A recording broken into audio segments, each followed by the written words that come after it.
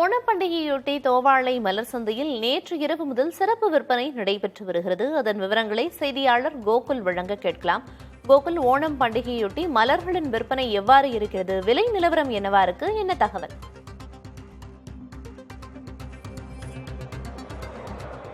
வணக்கம் பிரியதர்ஷினி. அதாவது கேரளா மாநிலத்தினுடைய மிக முக்கிய பண்டிகையாக ஓணம் பண்டிகை கொண்டாடப்பட்டு வருகிறது.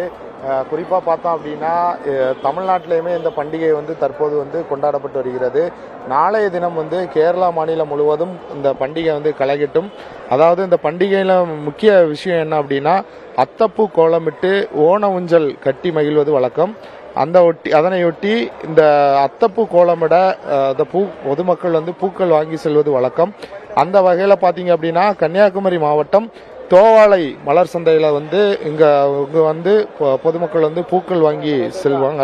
அதாவது நாளை ஓணம் தொடங்க உள்ளதால் நேற்று இரவு முதல் இந்த ஓண சிறப்பு சந்தை என்று சொல்லக்கூடிய இந்த சந்தை செயல்பட்டு வருகிறது. குறிப்பாக 1 கிலோ பிச்சு இன்னைக்கு 2000 ரூபாய்க்கும் 1 கிலோ மல்லி 800 ரூபாய்க்கும் விற்பனை செய்யப்பட்டு வருகிறது.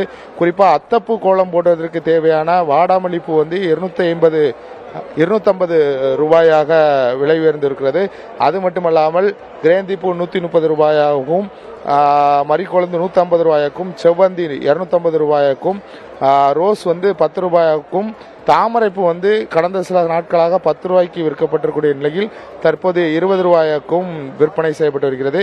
கேரளாவில் இருந்து மட்டும் இல்ல, தமிழ்நாட்டில் இருந்தும் இந்த பூக்களை வியாபாரிகள் வாங்கி செல்கின்றனர். கிட்டத்தட்ட நேற்று இரவு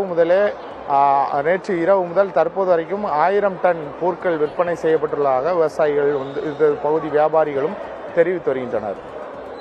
களத்திலிருந்து தகவல்களை வழங்கியதற்கு நன்றி கோகுல்.